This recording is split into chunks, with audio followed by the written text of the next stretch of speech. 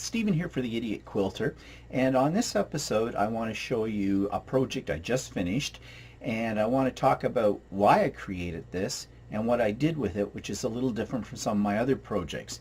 Now, it is a throw quilt.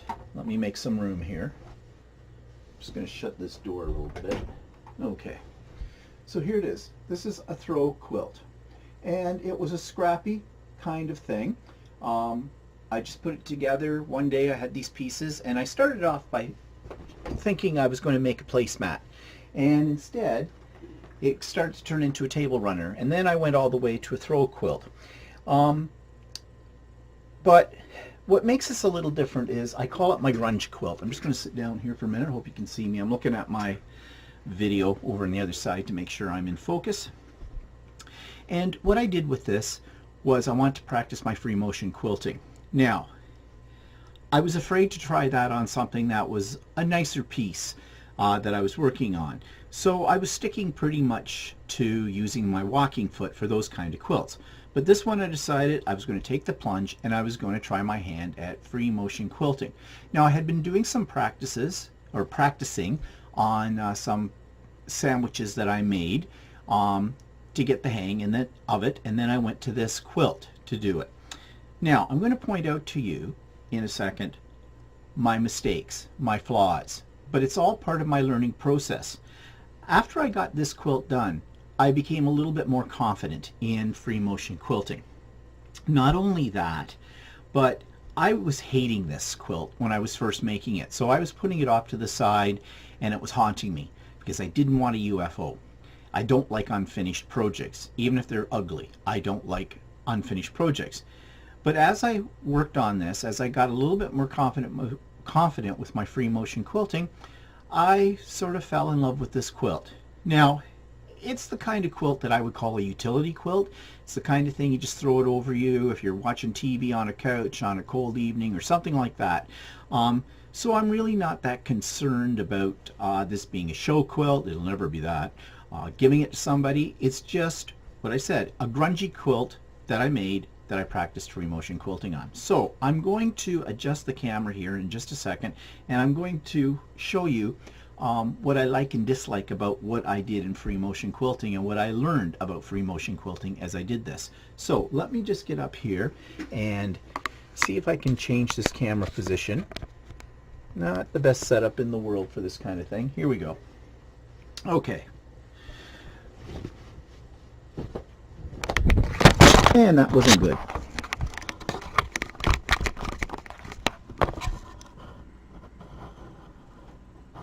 Okay, that might be a little better. All right, we'll see what I can do. I still haven't got the setup for my Idiot Quilter segments the way I want it set up, but here we go. Okay, so if you notice, there are triangles. Get this in the shot a little bit better. I'm going to just move the camera in a little closer and see if this makes things just a little better. Okay, so you see these triangles that are here, and I don't know if you can see the quilting, so I'm going to use my stiletto to point it out. This is what I was trying to do. I was trying to follow the triangle by putting 3 smaller triangles on the inside. Okay, if you look at this one, actually I just realized something. I missed a triangle on this one, but no big deal. I was trying to keep them even. I'm trying to keep them centered to the point. Didn't do a very good job of that. Remember, this is all free motion. So I'm regulating the speed. I'm regulating the stitch, that's the word I want, stitch length myself. And that takes some practice. So your stitches may be irregular. Now in this particular one, my stitch lengths are pretty consistent, but I've done this for a while. But it's very easy to start going off the line here. So my little triangles here are a little bit, irregular. Some are better than others. Some of them are way out, like this one, for example. I'll just move the camera in a little bit more. So this one, for example, and I hope you can see this, this line here, I don't know what happened. I went way off. So I've got this jagged edge in here. The other thing I tried to do, and that's not good.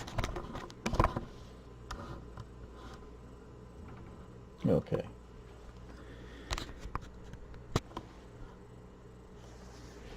The other thing I tried to do was some wavy lines down this strip in here. Again, they're irregular in spacing. And at times I just figured, the heck with it, just scribble on the quilt. Over here, I tried to, in each one of these little blocks, just put an X. I did do stitch in the ditch. Again, I did this all free motion. There is a foot I could have used that has a little guide on it for stitch in the ditch. I didn't use that. And I could have used rulers with this as well. In fact, I think I started out at one end of this quilt using rulers. Let me see. I'm just going to move the quilt over a bit.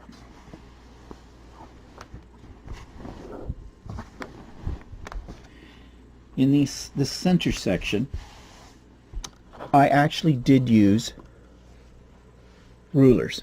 So my lines are a little bit straighter, a little bit more evenly spaced in here and in here, as you can see. But I broke away from that to go into free motion, and that's when I got my jigs. Now, some are better than others. The more I did this, the more accurate it became. So if I move the quilt again to this end, I think you'll be able to see what I mean, I hope. And of course, I didn't do this all in one sitting. So in this particular one right here, you can see I was a little bit, I'm still a little out on my spacing, but my points are a little bit sharper in all of this. So I was getting a little better with it. But as time went on, I got a little tired of doing this. I think I was a little overambitious for my first effort at free motion quilting.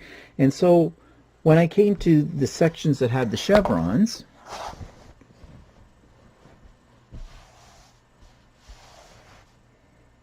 see if I can get this in a little bit more. If you see in here, they're all relatively even. They're all wavy lines because I used a walking foot.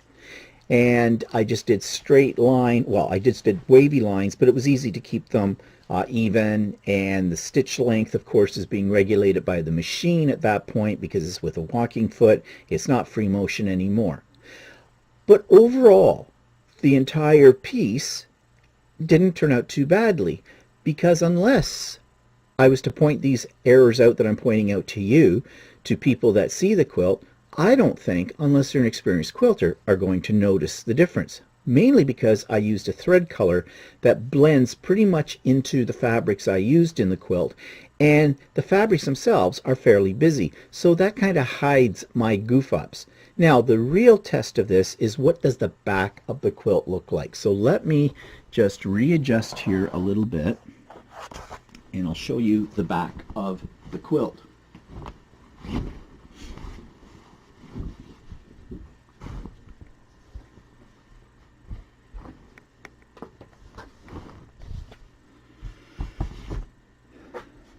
So this is the back of the quilt. Try to keep that straight. Now you can see my backing material, it was piece 2, and this particular section has all this script on it, so it's very, very busy. But if you look a little bit closer, you can see my quilting lines. But again, even though they're irregular, and if you sit here and you stare at it, you can see how irregular some of these lines are, you wouldn't notice it from a distance. What's the expression? A man on a galloping horse going 3 miles an hour past your quilt's not going to notice the mistakes. So in the end, this turned out not as bad as I thought it was going to turn out. As I said, it's certainly not going to win any prizes anywhere. Let me just put the camera up for a second.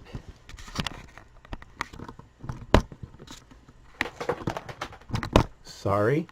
This system I've got is not the best in the world. I'm going to have to do something about that. But anyways, it's all part of being an idiot quilter. So let me just hold this up so you can get a better look at the back.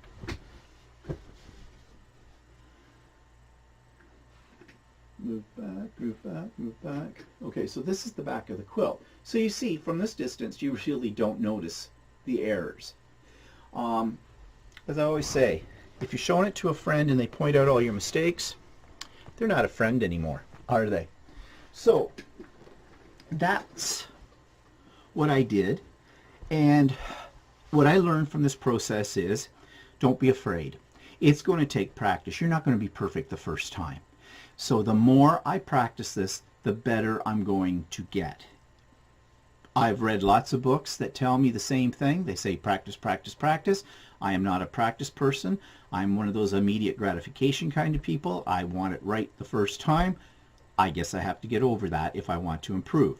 So I'm not going to be afraid to do free motion quilting on my next quilt. And hopefully with each time that I do it, I'm going to get a little better. Okay, so that's this edition of the Idiot Quilter. Sorry for the camera bouncing around and everything like that. I'm still trying to figure out how I can set up my studio in here so that my videos are a little less disruptive in terms of the technology. But thanks for bearing with me, and we'll see you in the next Idiot Quilter. Bye-bye for now.